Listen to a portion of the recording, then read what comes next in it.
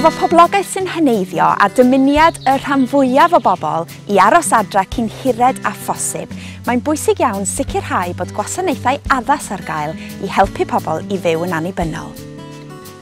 Dyna pam mae Cyngor Gwynedd ynghyd â nifer o bartneriaid eraill wedi mynd ati i edrych ar sut mae gwasanaethau gofal yn cael ei darparu i oedolion ac i ystyried sut mae gwella y ddarpariaeth honno.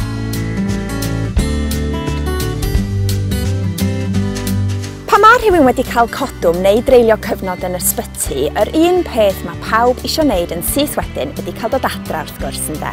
Wel, rhywun sydd wedi bod drwy brofiad fel yma yn eitha diweddar ydy Miss Ellis, felly be am i ni fynd i ddeud helo wrthi? Yn draddodiadol mae gofal cymdeithasol wedi canolbwyntio ar gyflawni tasgau dros bobl. Mae'r pwyslais rwan yn symud at alluogi pobl i wneud pethau drostyn nhw eu hunain. Diolch i chi, Miss Ellis. Rwan ta, da chi wedi bod yng nghanol rhyw drybini yn dydach yn ddiweddar. Dydwch yr hanes wrtho fi?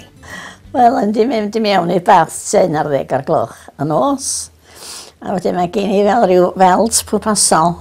Dydych chi'n pwyso, bas yn yr ochr. Mae'r belt yn mynd i lawr. Dyn byddech pwyso yn ôl, byddech wedi fyny wedyn, de. A lot o diwrnod yma, na i ddim dod i fyny. Wedyn fedrwn ni'n dod o'n o. Fedrwn ni'n ymwyw, dris i bod ffordd i ddod allan o'r bath fa. Fedrwn ni ddim. Ac am faint fuoch chi yna wedyn? Oedd hi'n 2 gloch y pnawn, neu tan pnawn, 2 gloch y pnawn wedyn mes i na. A wedyn, fes i yn ysbyty Gwynedd am wsnos.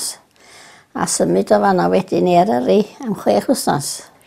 Felly ar ôl i chi adael ysbyty, i le aethoch chi wedyn? Dod adra wedyn, de. A yna ferchaid yn dod yma. I'n helpu i godi'n bora. A wedyn, fyddai wedyn dod amser cinio. A tua 6 gloch wedyn i'n neud dipyn o fwyd. Dyn si hanner o'r 9, oedd yna erch arall yn dod. I'n helpu i mynd i'n wely. Ac oedd hynny'n help garod o gyda ni cael reil i raid ar y grisia. O'n i wan o'n adwy dwi'n i'n sydd eisiau dweud y gwir. O'n i'n medru mynd i fyny ag i lawr grisia, de. Dyna ferch yma'n bob nos yn dod yna, jo. A o'n i'n clywed ti'n cloi'r goriad. Ac yn mynd, mae fi yma wan. Tan bora fori. Ond argef o'n i falch o glwad bora fori. Clywed y merchaid yn agor o drws, de. A dod i fyny. Fe nhw'n neisriadol o dda, de. Sut sa'ch chi wedi teimlo sa'ch chi wedi gorfod mynd i gartra wedyn?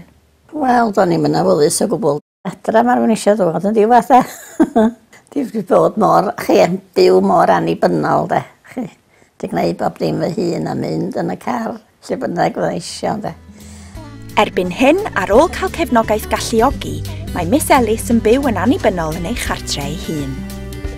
Drwy gynnig cefnogaeth wahanol sy'n cynnwys rhoi offer a chynnig cymorth ymarferol iddyn nhw ymdopi efo tasgau bob dydd, y nod ydy codi hyder a sgiliau pobl i fyw yn annibynnol ac yn ddiogel, ac felly rhoi tawelwch meddwl i'r unigolion a'i teuluoedd. Mae gosod offer sylfaenol o gwmpas y tŷ yn medru bod yn help mawr i bobl fyw yn annibynnol ac yn ddiogel yn eu cartrefi eu hunan. A dwi yma yng nghanolfan dolfeurig o Nolgella, lle mae llawer o'r offer yna yn cael ei arddangos, a dwi'n mynd i gael sgwrs efo Sian Eleri sy'n gweithio fel therapydd galwedigaethol. Sian, yn fama mae gennym ni offer i roi mewn bath i rywun, ond mae gennych chi bob math o bethau yn y ganolfan yma'n does? Oes, fel ti'n dweud, mae gennym ni offer bathio i helpu bobl fod mwy annibynnol, gallu trosglwyddo i fewn ac allan o'r bath. Mae gennym ni bethau mwy dwys, so mae gennym ni cawodydd sy'n gallu cerdded i mewn ni, os i bobl methu trosglwyddo hynny i fewn i'r bath. Mae gennym ni bethau fatha comodes, mae gennym ni hoists, mae gennym ni lifftau grisia, cadeiriau arbenigol, pob math o dweud y gwir. A be di pwrpas yr offer yma? Mae'r offer, i ddweud y gwir, maen nhw gyd yma i drio helpu bobl i fod mor annibynnol o phosib. So, ella, drwy wneud hynny hefyd, mae'n gallu lleirhau fod angen gofalwyr yn y cartre hefyd i helpu bobl. A be di dy rôl di wedyn fel therapydd galwedigaethol? Yn rôl ni fatha therapyddion galwedigaethol ydy mynd allan i'r tai fwy na heb, asesu'r clientau yn fanno, gweld beth yw'r problemau maen nhw'n gael, fel yn dweud fatha'r basio, trosglwyddiadau, ac yna wedyn yn gweld os nhw'n cyrraedd criteria ni, ac wedyn da ni wedyn yn dati wedyn i ddarparu nhw hefo math o offer sydd ar gael. Mae canolfan fel yma yn wych achos mewn ffordd ti'n cael gweld y trawstoriad o wahanol bethau sydd ar gael iddyn nhw. Yn aml iawn, beth da ni'n neud hefyd ydy, os da ni wedi mynd allan i dau pobl ac yn argymell bod rhywbeth fel cawod lefel gwastad yn addas iddyn nhw, a dyn nhw ddim yn siŵr iawn o beth mae hynny'n golygu, da ni weithio wedyn yn gofyn yn ddod yma a gweld beth sy'n ar gael a gweld y math o gawod sy'n yma, ac eto wedyn maen nhw'n gweld yr holl bethau eraill sy'n yma hefyd. Ella da ni'n methu darparu, ond maen nhw'n gweld, sa hwnna'n gallu bod yn eitha addas i fi yn y cartre, wedyn eto, da ni'n gallu deithio nhw beth sy'n ar gael. Yn ogystal ag offer ymarferol, mae yna dechnoleg newydd wedi cael ei chyflwyno, sef tele-ofal, sy'n rhybuddio os ydy rhywun mewn peryg neu mewn sefyllfa debyg i Miss Ellis yn y Bath. Mae yna ddatblygiadau rwan sy'n galluogi pobl hŷn i brynu neu renti i cartrefi i hunan, ond efo'r opsiwn o gael gofal os ydyn nhw i angen o, ac mae yna bob math o gyfleoedd i gymdeithasu hefyd. Mae yna gynllun ar y gweill, y cynllun cyntaf o'i fath yng Gwynedd a'r droed yn y Bala. Ac un cynllun tai gofal ychwanegol sydd eisoes wedi agor dros y dŵr yn Ynys Môn ydy Penycheldre yng Nghaergybi, ac un o'r preswylwyr cyntaf yma ydy Mrs Roach. Wel, Mrs Roach, diolch am roi gymaint o groeso i fi i'ch cartra lyflu chi. Ydych chi'n hapus yma? Dwi'n hapus iawn. Hapus iawn yn dy wir. Mae gennych chi le braf ofnadwy yn doedd? Dwi'n braf yma. Be ydych chi licio am y lle? Wel, dwi'n y modd yma. Gweld pobl dod i fewn ag allan, na beth ddau'n licio, gweld pobl dod i fewn ag allan. Pan oedd y te? That's the first thing. Pan oedd y te? Yn y chat.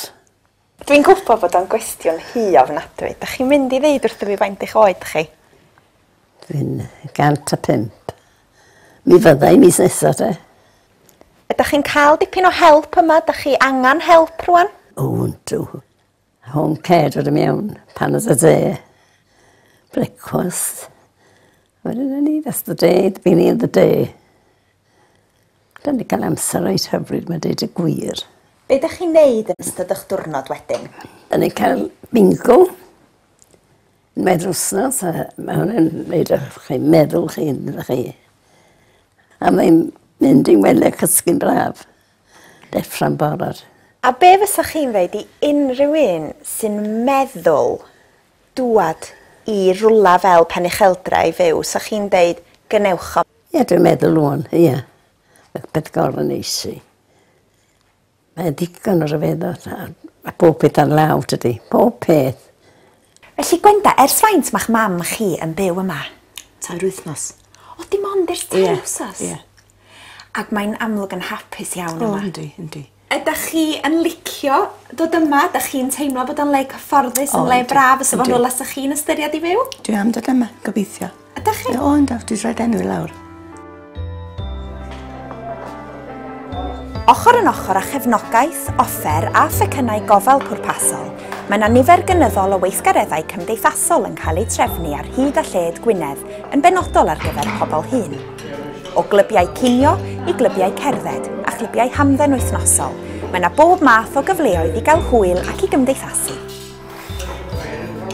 Y neges yn syml felly ydy bod hwn yn amser cyffroes iawn o ran gofal cymdeithasol i bobl hŷn yng Ngwynedd. Wrth i wasanaethau newid, y gobaith ydy y bydd pobl hŷn yng Ngwynedd yn cael cefnogaeth i barhau i fyw yn eu cartrefi eu hunain.